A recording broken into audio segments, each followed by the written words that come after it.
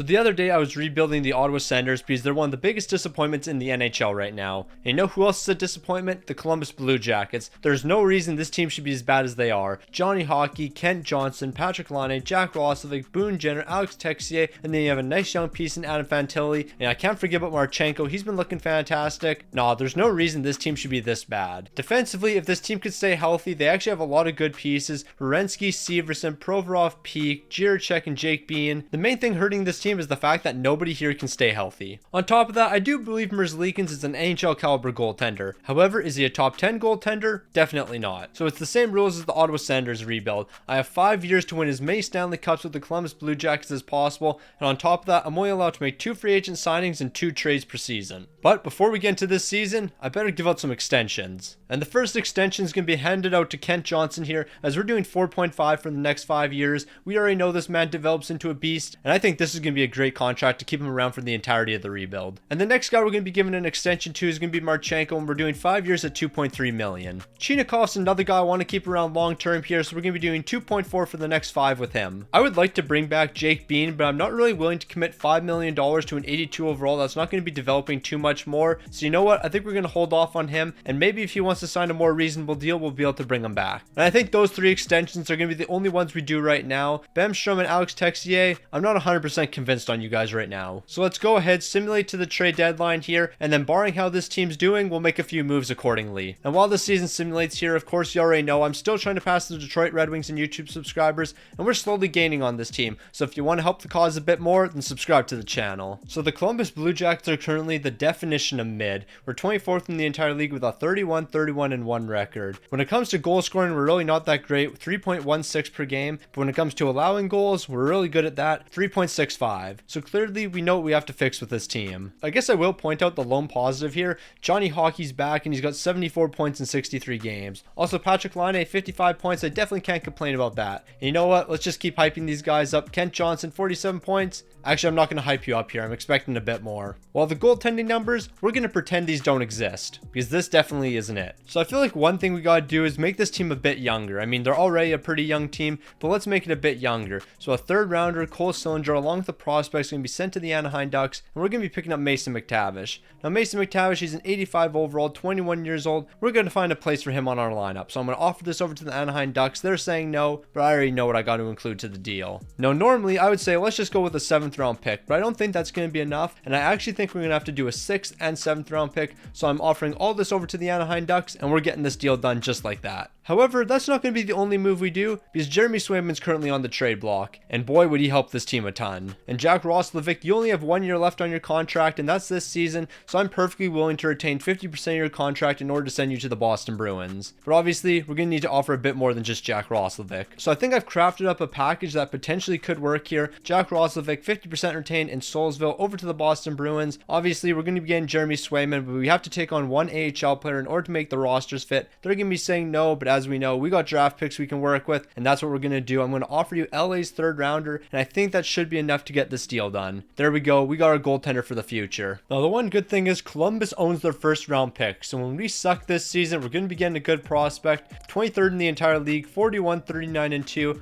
Our offense stepped it up a little bit, I think, in the second half of the year here, but our defense still cooked. So Johnny Hockey's only 1 point shy of 100. He's got 99 with 33 goals and 66 helpers. Patrick Laine, a pretty solid season from him. He's got 74. While Mason McTavish, he's finishing with 70. But how many points did he have since coming over to the team? 23 points in 19 games. That was an amazing pickup for us. Now, Jeremy Swayman, I'm not really going to judge you too much on what your numbers are here, because obviously we're not a great defensive team. But a 7-4 record with a 909 to 296, that's definitely an upgrade from what Elvis Merzlikins doing for us. Because these numbers right here, not it. Not it whatsoever. And if this season couldn't be more disappointing, now the St. Louis Blues are getting swept in the Stanley Cup final. If you're going to make it that far, at least put up a bit of a fight. But now the most important thing about this season, the draft lottery results. What are we going to be getting for a pick? It looks like we're going to be securing the 10th overall. Now, isn't this really unfortunate right here? With the 12th overall pick, we're bringing in Kivi Haru, who's a 72 overall with only top 4 potential. Who was selected before him? Aginla, with medium elite potential. He definitely would have been an incredibly useful asset for this rebuild. Although we're not getting an elite potential player with the 12th overall pick, we are going to be securing one with the 106th overall, as we're getting a low elite potential sniper. Now, thankfully, we didn't sign Jake Bean to an extension at the beginning of the season, and that's going to pay off for us, as now we're going to be saving a bit of money here, 2.4 for the next 4 seasons.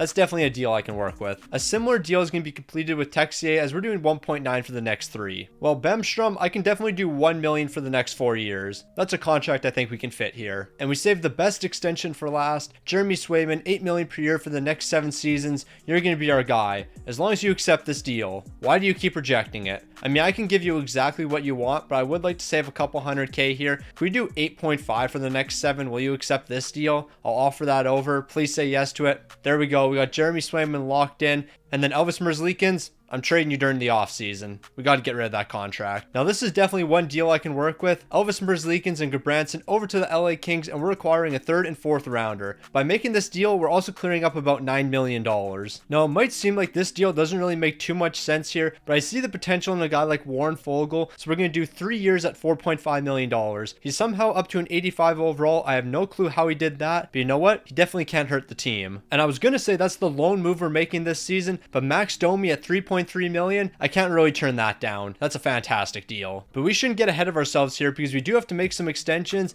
And Mason McTavish, 5.5 for the next 5. I think that's a great deal for a young player such as yourself. Another guy we're going to be bringing back is Provorov here, and this is actually a pretty solid deal as well. 4 years at $4.8 million. So we don't have a ton of spare money heading into next season, but somebody's got to explain to me how this works. So right now, Boquist, he wants 4 years and he wants $4.6 million. If I drop it to 3 years, we can get him for $1.2 million. I mean, technically his asking price is only $1 million, but since I'm taking 1 year off his contract, I'll offer him $1.2 million. If he signs this deal, we have him for the rest of the rebuild, and we're going to be paying an 85 overall, $1.2 million. How does that work? But you know what? We're going to figure that logic out later, because right now this team's looking elite. Mason McTavish, Johnny Hockey, and Patrick Laine on the first line. Marchenko, Fantilli, and Kent Johnson holding it down the second, while the bottom 6 here looks absolutely elite. Defensively, I actually think we have a really solid team here, with the lowest overalls being Jiricek and Jake Bean, both of them being an 83. I mean, I think eventually we're going to have to get rid of Jake Bean because he doesn't have a good fit here, but you know what? We'll worry about that later. And to finish it all off, we have our man in between the pipes. That's going to be Jeremy Swayman, an 88 overall, high starter potential. You already know for a fact this man's going to be developing a few X factors, and he's going to be our guy to hoist the Stanley Cup. So far this season, the Columbus Blue Jackets are a very interesting team because we're leaving a lot of wins on the board here with a 29, 21, and 11 record. We have 11 OT losses at the trade deadline. We're not closing out in the games we need to be closing it out in. Also, our offense, it's incredible. 3.43 goals per game. The issue is our defense, allowing 3.33. If we can clean up the defense, this is a Stanley Cup team. Once again, Johnny Hockey's that guy. He's got 76 points here. Mason McTavish 59.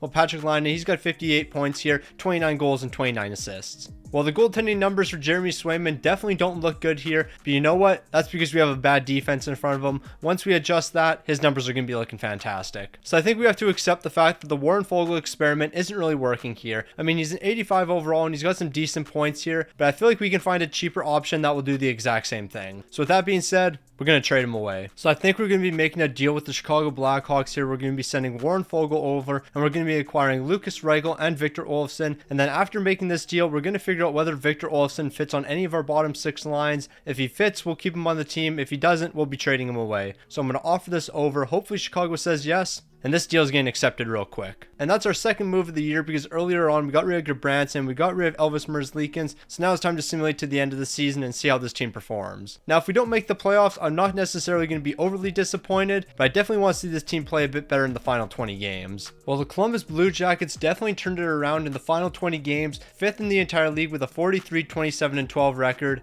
But let's be realistic, we shouldn't be 5th in the entire league. The only reason we're here is because of the 12 OT losses. But you know what? We're going to take it. 3.41 goals per game. And defensively, we're actually better. 3.13. After the trade deadline, we were definitely playing a lot better. If you thought Johnny Hockey was playing great last season, wait till you see what he did this season. 106 points, 36 goals, and 70 helpers. Laine's got 39 goals and 40 helpers for 79 points. And Mason McTavish, 77 points on the first line. Keep holding it down. Meanwhile, the second line here wasn't necessarily the greatest, but it was full of a lot of young talent, and those guys are going to continue to develop, and they'll develop into next season, be even better, and then we might be a 50-win team. Jeremy Swayman, I'm not really going to judge you on this season's numbers. 37 wins, 2 shouts, a 905 and a 307. These are good numbers, but I know they can be better. So as we know, we are 5th in the entire league, and that means we're making the playoffs, but it's going to be a tough matchup in the first round, the Carolina Hurricanes. If we end up losing to Carolina here, I wouldn't necessarily classify that as an upset. Now, after the first 2 games of this series here, I really thought we were going to complete a sweep, but here we are heading into game 5, and now we're down 3-2 in this series. Can we respond in game 6 and maybe get back into this one? Nope, we're going to be dropping 4 straight, and we're out in the first round. We were a great offensive team, and in the last 4 games, we didn't produce offensively. I mean, we weren't great defensively either, but man, we were just not scoring goals. So a first round exit for Columbus isn't necessarily the worst thing in the world,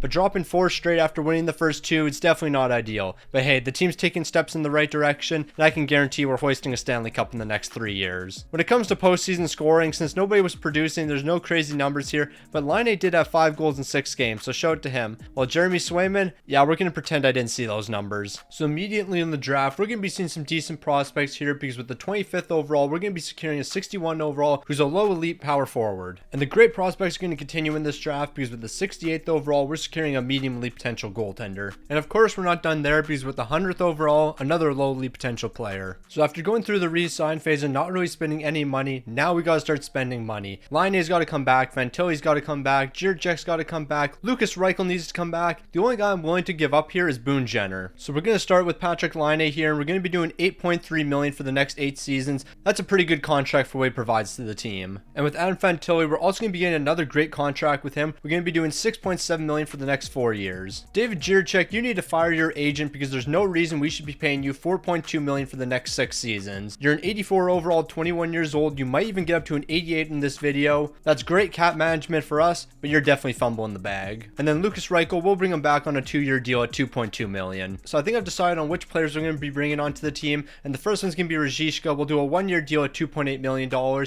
He's a great piece for the bottom 6. And then the other guy we'll bring onto the team just on a 1-year deal here, Michael Bunting. He can play some gritty bottom 6 minutes for us. So this is the move I think we're going to do here. Boone Jenner, Jake Bean, a 2nd rounder, and Alex Texier over to the Arizona Coyotes. JJ Moses is going to be a nice addition to the defense. That's why we're bringing him in. And then Barrett Hayton, he has a perfect fit on the 3rd line, and that's where he's going to play. So I'm going to ship all this over. We're giving more than we have to, but the reason I'm shipping over Alex Texier is we need to re-sign Barrett Hayton, because he's an RFA right now, and hopefully we're going to have enough money for him. So with Barrett Hayton, we're actually getting a cheaper contract than I expected. We're going to be doing 4.5 for the next 3 seasons. I was thinking this man was going to want $6 million.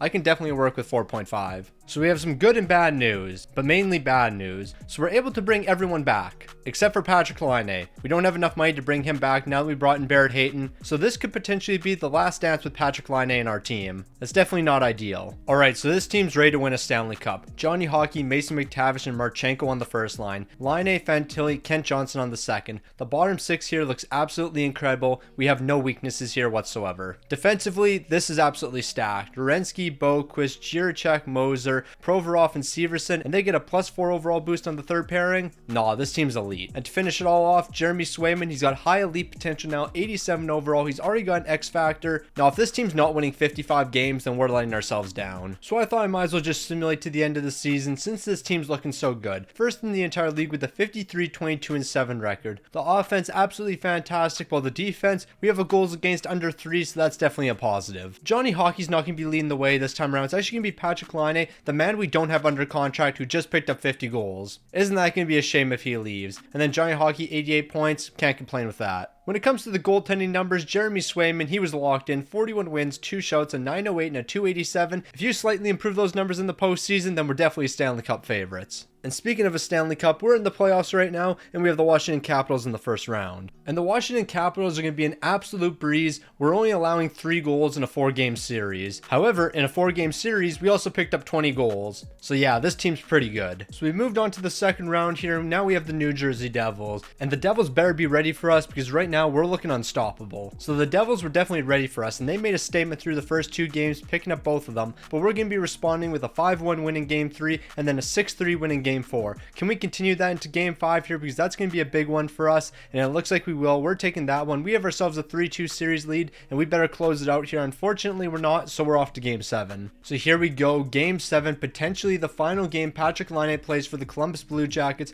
We're going to simulate the entire thing here, and in overtime, it looks like Max Domi's going going to be carrying the way. He's going to be stepping up when it matters most, and he's picking up the OT winner, and we're off to the conference finals. Shout out to Max Domi. Without him, we're probably eliminated here. And here we are, just 4 games away from the Stanley Cup final. But even if we make it to the Stanley Cup final, it's going to be a tough matchup no matter which team we take on, the Colorado Avalanche or Edmonton Oilers. You know how McDavid and Draisaitl are. That would be a tough matchup no matter who else is on that team. So the Florida Panthers are definitely putting up a solid fight against us. We took game 1 and game 4, but they're going to be taking 2 and 3. So the series is tied, and game 5 is going to be a massive one here. And unfortunately, we're going to be dropping that one. Can we make the big comeback here in game 6? It looks like we are, and now we're off to game 7 of the conference finals. So hopefully we don't need another overtime hero in this one, but if we do, I definitely know we can rely on Max Domi, and it doesn't look like we're going to need overtime whatsoever. We're taking this one 5-2, and we're off to the Stanley Cup final. So here we are, the Stanley Cup final, the 2 top teams in the NHL matching up against each other. The Columbus Blue Jackets taking on the Colorado Avalanche. The best team is really going to be coming out on top here. So it all comes down to this: who's going to be winning the next 4 games? Is it going to be the Colorado Avalanche, or is it going to be the Columbus Blue Jackets? And right now it looks like it's going to be the Colorado Avalanche. They currently have a 3-1 lead in this series, and this next game is going to be a massive one. It was a high scoring one, but unfortunately it looks like we're going to be falling in the Stanley Cup final. Now I really can't be too mad, because I think it's safe to say that we definitely exceeded expectations here. If we're able to somehow bring back Patrick Laine, then we're definitely going to be hoisting a Stanley Cup next season. If we can't bring this man back, then I'll be a bit concerned. Meanwhile, Jeremy Swayman, we let you down. A 922 into 256. Yeah, we should have won a Stanley Cup this season. We have to give a massive shout to the salary cap for increasing as much as it did, because for the next 7 years, Patrick Laine is going to be locked down here at $8.5 million. The entire core is going to be coming back. I mean, I guess we are going to be losing Bunte, and we are going to lose Ruzicka, but hey, we'll find a way to bring in some other pieces. So although we were great in the regular season and in the postseason, we weren't great in the draft here. No notable prospects. So one guy I really want to bring back this season is going to be Ruzicka. We'll do 2 years at 1.5, and that will keep him around for the rest of the rebuild. So after the re-signed phase, we do have one extension to give out. That's going to be going to Max Domi in 2 years at $2.75 million. He does a great job on the third line. He picked up a massive goal in the playoffs for us, so we better keep him here. So this is the team we're rocking with for the next 2 years, because everyone's under contract. McTavish, Gaudreau, and Marchenko on the first line. Laine, Fantilli, Kent Johnson on the second. This second line's definitely got to be the best in the entire league. While the bottom 6, that's also probably the best in the entire league. Defensively, this team's full of a bunch of studs, and we have no weaknesses across the board. And in between the pipes is another spot where we have 0 weaknesses. Jeremy Swayman's our number 1 guy, an 87 overall with exact elite potential. I would like for him to develop a few more X factors, but hey, if we don't get any more, I can live with that. Also, if you're wondering why I never really make any moves at the trade deadline, we're so cap tight right up to the ceiling that in order for us to make a move, we're gonna have to trade somebody away, and I don't want to have to trade one of our good players away in order to get somebody that might only be like 1 overall higher, especially if I'm not 100% sure they're gonna have a good team fit or not. So the Columbus Blue Jackets are definitely confusing me this season. I mean, we were a fantastic team, 50 wins here, 50, 28, and 4, and our offense was great and our defense absolutely amazing. But wait till you see our player stats. So Mason McTavish is going to lead the way with 73 points. Not against Mason McTavish leading the way, but how did 73 points lead the team? And then Johnny Gaudreau 72, Kent Johnson 69, and then Patrick Laine 66 points. How did you drop to 66 points? It's the exact same team. I don't understand what went wrong here. I mean, we were still fantastic, don't get me wrong, and the goaltending numbers absolutely elite. 42 wins, 6 shots, a 913, a 264, better than last season. But yeah, why did our team do worse offensively? You know what? There's no point worrying about that, because we're in the postseason, and this is basically a brand new season. And let's have this team go on another run here and make it to the Stanley Cup final, except this time around, we'll close it out. Okay, so right now I'm a bit concerned because we're tied in the series, but we also lost game 2 7-1. Normally when you lose a game 7-1, you have no momentum. And right now we have none. We're down 3-2 in the series. We got to bounce back big time here in game 6. That's exactly what we're doing, and we're off to game 7. So here we go, game 7 against the New Jersey Devils, and winners off to the second round here. And in overtime, Jack Hughes is going to find a way to beat Jeremy Swayman, and we're going to be dropping this one. I mean, to be fair, this game definitely shouldn't have gone to overtime, but Patrick Laine, he showed up big time here, picking up 2 goals, and then Kent Johnson got a late one. But yeah, a first round exit, definitely not what we're looking for, especially seeing as this was our second last season. We got to win next year because that's year number 5. So as I just said, we're entering year number 5. We have one last chance to win a Stanley Cup. We have a couple first round picks to work with here, and I'm definitely going to be making some trades. We're going all out for the final year. In case you were wondering, these were the offensive numbers in the first round. That second line was not holding it down. Adam Fantilli -6. Yeah, it's not ideal. Well, the goaltending numbers, Jeremy Swayman, yeah, we're going to pretend these didn't exist. Now, similar to our last draft, we're not really going to see any notable prospects here, but we did get 1 or 2 guys that might have a bit of trade value. So as I I said, this is the final year here, and I'm perfectly fine with giving up a lot of draft picks. This is definitely more than what we need to offer. We're bringing in Joseph and Gregor, 2 pieces to the bottom 6 on good contracts. Hey, they have perfect fits on the bottom 6, and that's exactly what we need. That's where we're really lacking on this team. Our top 6, incredible. The bottom 6 obviously needs a bit of work. So this is the final deal. We're actually not going to have to include any draft picks here.